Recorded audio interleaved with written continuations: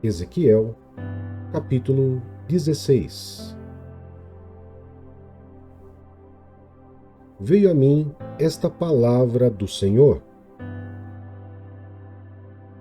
Filho do homem, faça Jerusalém conhecer as suas práticas detestáveis, e diga-lhe que assim diz o soberano Senhor a Jerusalém: quanto à sua origem e ao seu nascimento, você procede da terra dos cananeus. O seu pai era amorreu, sua mãe, Eteia. O seu nascimento foi assim. No dia em que você nasceu, o seu cordão umbilical não foi cortado. Você não foi lavada com água para que ficasse limpa. Não foi esfregada com sal, nem enrolada em panos. Ninguém olhou para você com piedade, nem teve suficiente compaixão para fazer qualquer uma dessas coisas por você. Ao contrário, você foi jogada fora, em campo aberto, pois no dia em que nasceu foi desprezada. Então, passando por perto, vi você se esperneando no seu sangue, e enquanto jazia ali no seu sangue, eu disse: Viva! Eu a fiz crescer como uma planta no campo. Você cresceu, se desenvolveu e se tornou a mais linda das joias. Os seus seios se formaram e o seu cabelo cresceu, mas você ainda estava totalmente nua. Mais tarde, quando passei de novo por perto, olhei para você e vi que já tinha idade suficiente para amar. Então, estendi a minha capa sobre você e cobri a sua nudez. Fiz um juramento e estabeleci uma aliança com você, declara o soberano Senhor, e você se tornou minha. Eu a banhei com água e, ao lavá-la, limpei o seu sangue e a perfumei. Coloquei em você um vestido bordado e sandálias de couro fino. Eu a vesti de linho fino e a cobri com roupas caras. Adornei-a com joias. Coloquei-lhe braceletes nos braços e uma gargantilha no pescoço. Uma argola no nariz, brinco nas orelhas e uma linda coroa na cabeça. Assim, você foi adornada com ouro e prata. As suas roupas eram de linho fino, tecido caro e pano bordado. A sua comida era a melhor farinha, mel e azeite de oliva. Você se tornou muito linda e prosperou a ponto de ser rainha. A sua fama espalhou-se entre as nações por causa da sua beleza, porque o esplendor que eu dei a você tornou perfeita a sua formosura, declara o soberano Senhor. Contudo, você confiou na sua beleza e usou a sua fama para se tornar uma prostituta.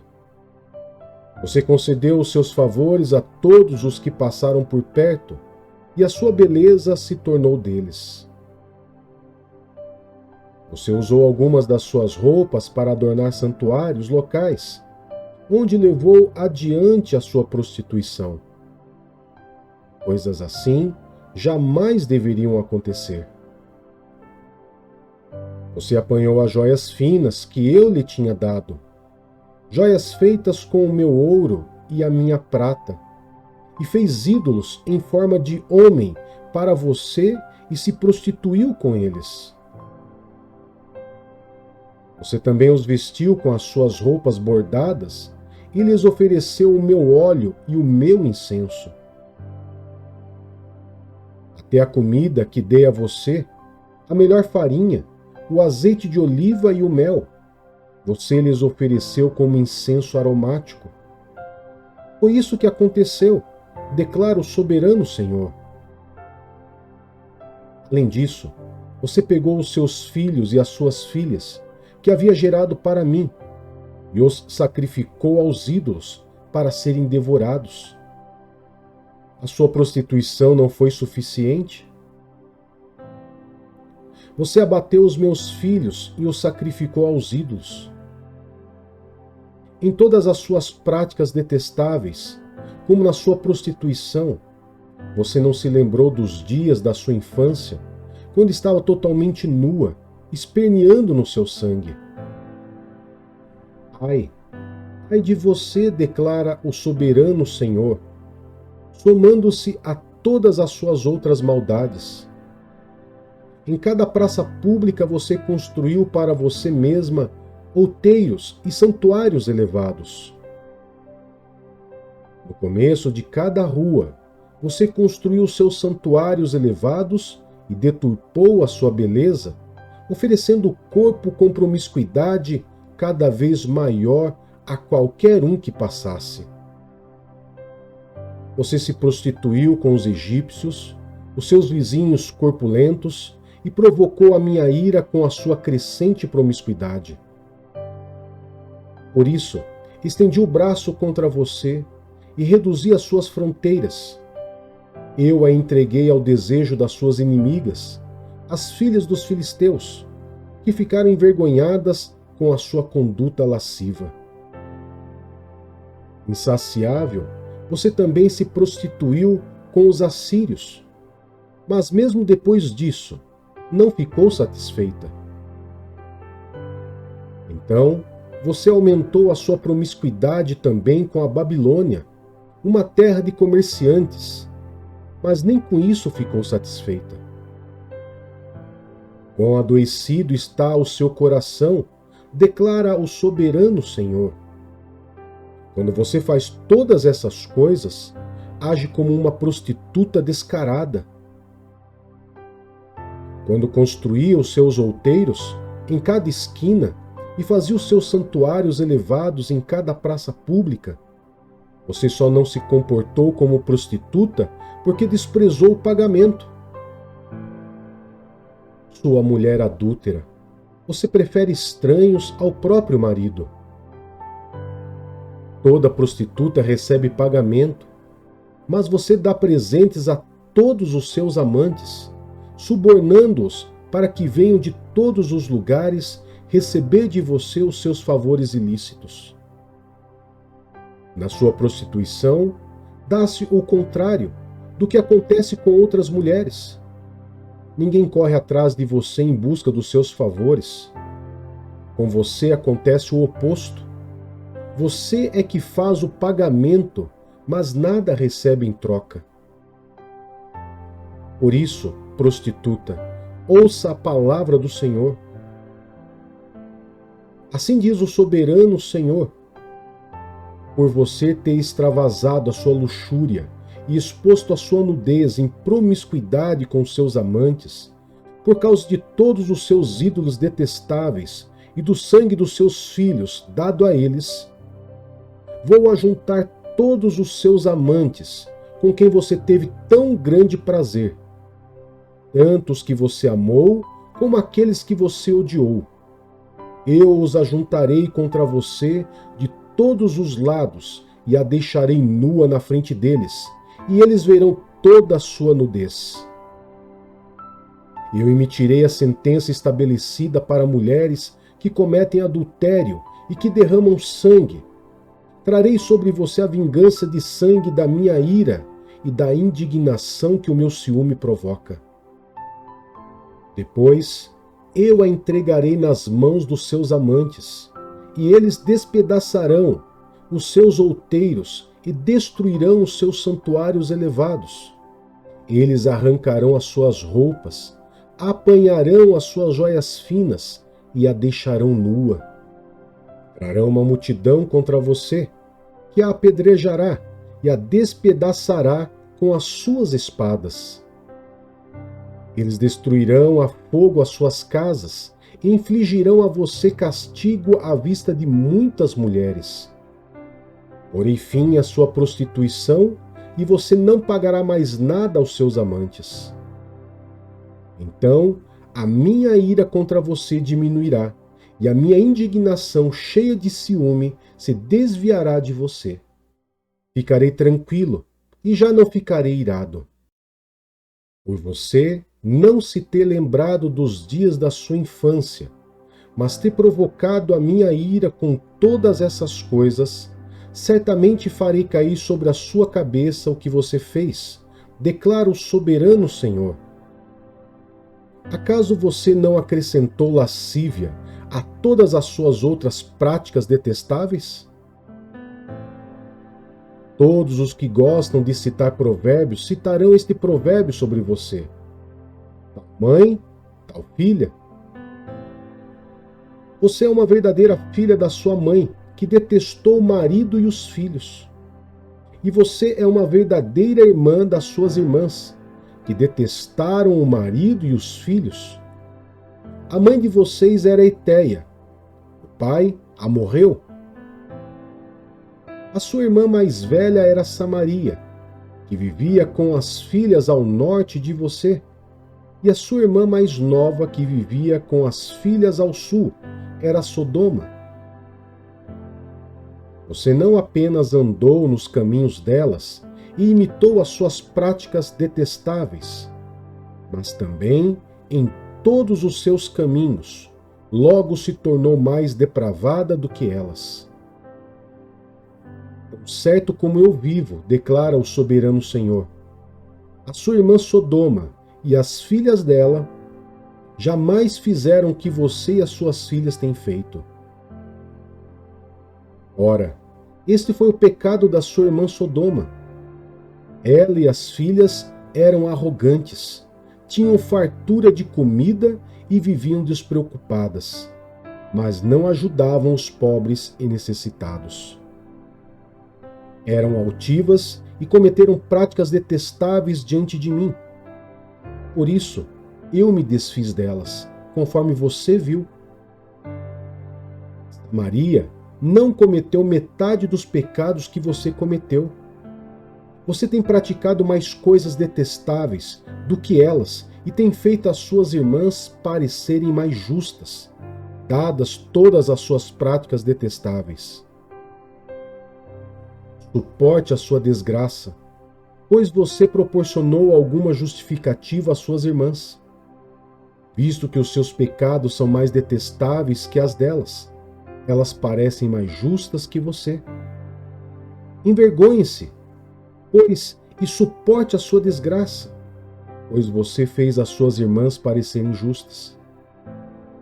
Contudo, eu restaurarei a sorte de Sodoma e de Samaria, com as respectivas filhas, e a sua sorte com elas, para que você suporte a sua desgraça e seja humilhada por tudo o que fez, o que serviu de consolo para elas. Quanto às suas irmãs, Sodoma com as suas filhas e Samaria com as suas filhas voltarão a ser como antes, e você e as suas filhas voltarão ao que eram antes. Você nem mencionaria o nome da sua irmã Sodoma na época do orgulho que você sentia, antes de a sua maldade ser trazida a público. Mas agora, você é alvo da zombaria das filhas de Edom, de todos os vizinhos dela, e das filhas dos filisteus, de todos os que vivem ao seu redor e que a desprezam. Você sofrerá as consequências da sua lascívia e das suas práticas detestáveis, declara o Senhor. Assim diz o soberano Senhor: eu agirei com você como você agiu, porque você desprezou meu juramento ao romper a aliança. Contudo, eu me lembrarei da aliança que fiz com você nos dias da sua infância, e com você estabelecerei uma aliança eterna. Então, você se lembrará dos seus caminhos e se envergonhará quando receber as suas irmãs, as mais velhas e as mais novas. E eu as darei a você como filhas, mas não por causa da minha aliança com você. Por isso, estabelecerei a minha aliança com você, e você saberá que eu sou o Senhor. Então, quando eu fizer expiação em seu favor por tudo o que você tem feito, você se lembrará, se envergonhará e jamais voltará a abrir a boca por causa da sua humilhação, declara o soberano Senhor.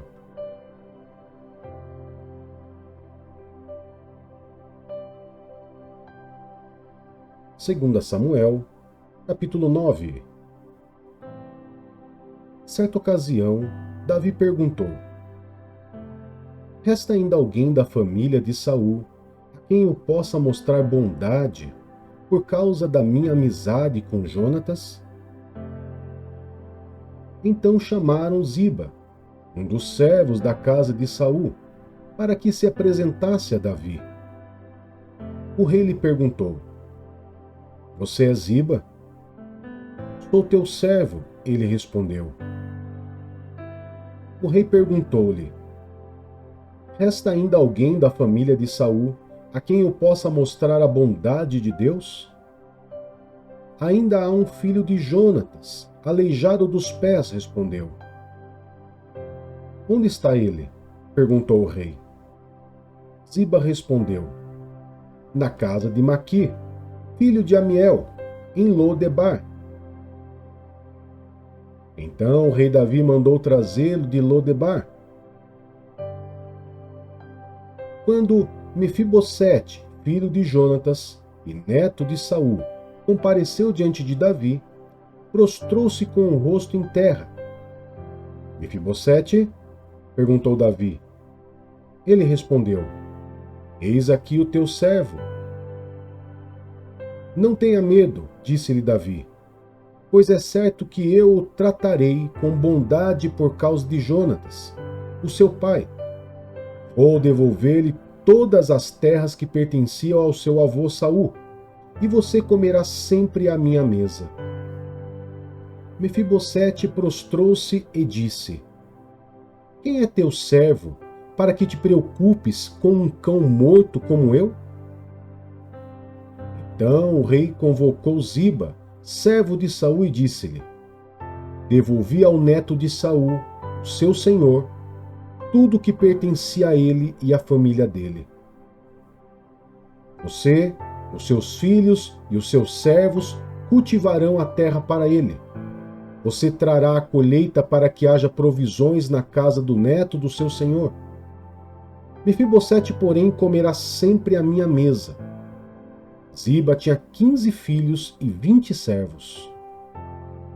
Então Ziba disse ao rei: teu servo fará tudo o que o rei, meu senhor, ordenou.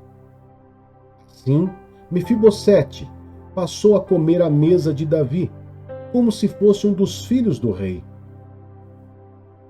Mefibosete tinha um filho ainda jovem chamado Mica.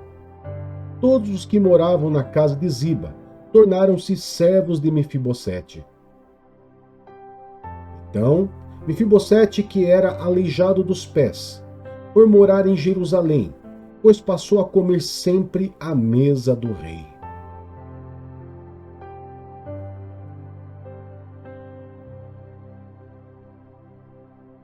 Atos, capítulo 8. E Saulo estava ali, consentindo na morte de Estevão. A perseguição e a dispersão da igreja. Naquela ocasião, desencadeou-se grande perseguição contra a igreja em Jerusalém. Todos, exceto os apóstolos, foram dispersos pelas regiões da Judéia e de Samaria. Alguns homens piedosos sepultaram Estevão e fizeram por causa dele grande lamentação. Saulo, por sua vez, devastava a igreja, indo de casa em casa, arrastava homens e mulheres e as lançava na prisão. Filipe, em Samaria. Os que haviam sido dispersos pregavam a palavra por onde quer que fossem. Indo Filipe para uma cidade de Samaria, ali lhes anunciava o Cristo. Quando a multidão ouviu Filipe e viu os sinais milagrosos que ele realizava, deu unânime atenção ao que ele dizia. Os espíritos imundos saíam de muitos, dando gritos, e muitos paralíticos e mancos foram curados. Assim, houve grande alegria naquela cidade. Simão, o mago. Um homem chamado Simão vinha praticando feitiçaria durante algum tempo naquela cidade, impressionando todo o povo de Samaria. Ele se dizia muito importante e todo o povo, do mais simples ao mais rico, dava-lhe atenção e exclamava: "Este homem é o poder divino, conhecido como o grande poder." Eles o seguiam, pois ele os havia iludido com sua mágica durante muito tempo. No entanto, quando Filipe lhes pregou as boas novas do reino de Deus e do nome de Jesus Cristo, creram nele e foram batizados, tanto homens como mulheres. O próprio Simão também creu e foi batizado, e seguia Filipe por toda a parte, observando maravilhado os grandes sinais e milagres que eram realizados. Os apóstolos em Jerusalém, ouvindo que Samaria havia aceitado a palavra de Deus, enviaram para lá Pedro e João. Esses, ao chegarem, oraram para que eles recebessem o Espírito Santo, pois o Espírito ainda não havia descido sobre nenhum deles. Tinham apenas sido batizados em nome do Senhor Jesus.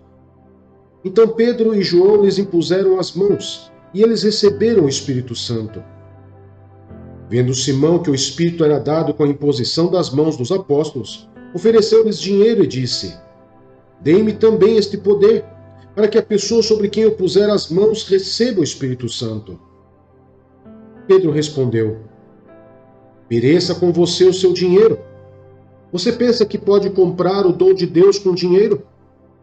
Você não tem parte nem direito algum neste ministério, porque o seu coração não é reto diante de Deus. Arrependa-se dessa maldade e ore ao Senhor. Talvez Ele lhe perdoe tal pensamento do seu coração, pois vejo que você está cheio de amargura e preso pelo pecado." Simão, porém, respondeu: "Orem vocês ao Senhor por mim, para que não me aconteça nada do que vocês disseram." Tendo testemunhado e proclamado a palavra do Senhor, Pedro e João voltaram a Jerusalém, pregando o evangelho em muitos povoados samaritanos. Filipe e o etíope. Um anjo do Senhor disse a Filipe: "Vá para o sul, para a estrada deserta que desce de Jerusalém a Gaza." Ele se levantou e partiu. No caminho, encontrou um eunuco, etíope, um oficial importante encarregado de todos os tesouros de Candace, rainha dos etíopes. Esse homem viera a Jerusalém para adorar a Deus, e de volta para casa, sentado em sua carruagem, lia o livro do profeta Isaías. E o Espírito disse a Filipe: "Aproxime-se dessa carruagem e acompanha." Então Filipe correu para a carruagem, ouviu o homem lendo o profeta Isaías e lhe perguntou: "O senhor entende o que está lendo?"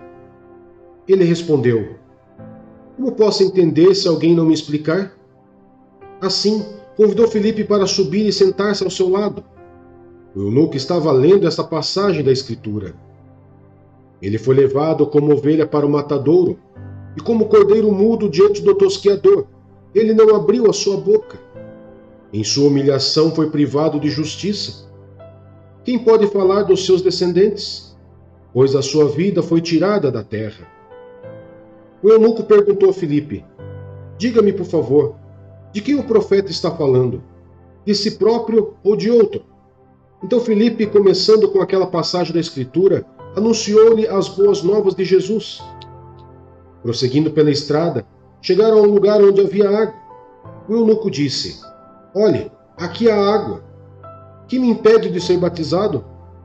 Disse Filipe: "Você pode, se crê de todo o coração." O eunuco respondeu: "Creio que Jesus é o Filho de Deus." Assim, deu ordem para parar a carruagem. Então Filipe e o eunuco desceram a água e Filipe o batizou. Quando saíram da água, o Espírito do Senhor arrebatou Filipe, repentinamente. O eunuco não ouviu mais, e cheio de alegria, seguiu o seu caminho. Filipe, porém, apareceu em Azoto, e indo para Cesareia, pregava o evangelho em todas as cidades pelas quais passava.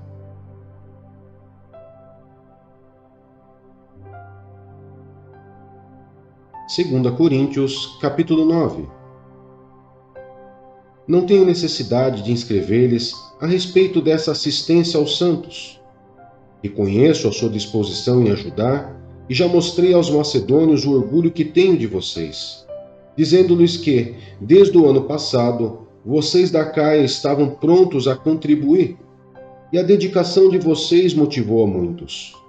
Contudo, estou enviando os irmãos para que o orgulho que temos de vocês, a esse respeito, não seja em vão, mas que vocês estejam preparados como eu disse que estariam, a fim de que, se alguns macedônios forem comigo e os encontrarem despreparados, nós, para não mencionar vocês, não fiquemos envergonhados por tanta confiança que tivemos. Assim, achei necessário recomendar que os irmãos visitem antes e concluam os preparativos para a contribuição que vocês prometeram. Então ela estará pronta como oferta generosa e não como algo dado com avareza. Semeando com generosidade. Lembrem-se, aquele que semeia pouco, também colherá pouco, e aquele que semeia com fartura, também colherá fartamente. Cada um dê conforme determinou em seu coração, e não com pesar ou obrigação, pois Deus ama quem dá com alegria. E Deus é poderoso para fazer que lhe seja acrescentada toda a graça, para que em todas as coisas, em todo o tempo, tendo tudo o que é necessário, vocês transbordem em toda boa obra. Como está escrito, distribuiu, deu os seus bens aos necessitados, a sua justiça dura para sempre. Aquele que supre a semente ao que semeia e o pão ao que come, também lhe suprirá e multiplicará a semente e fará crescer os frutos da justiça. Vocês serão enriquecidos de todas as formas, para que possam ser generosos em qualquer ocasião, e por nosso intermédio, a sua generosidade resulte em ação de graças a Deus. O serviço ministerial que vocês estão realizando não está apenas suprindo as necessidades do povo de Deus, mas também transbordando em muitas expressões de gratidão a Deus. Por meio dessa prova de serviço ministerial, outros louvarão a Deus pela obediência e acompanha a confissão que vocês fazem do Evangelho de Cristo e pela generosidade de vocês em compartilhar seus bens com elas e com todos os outros.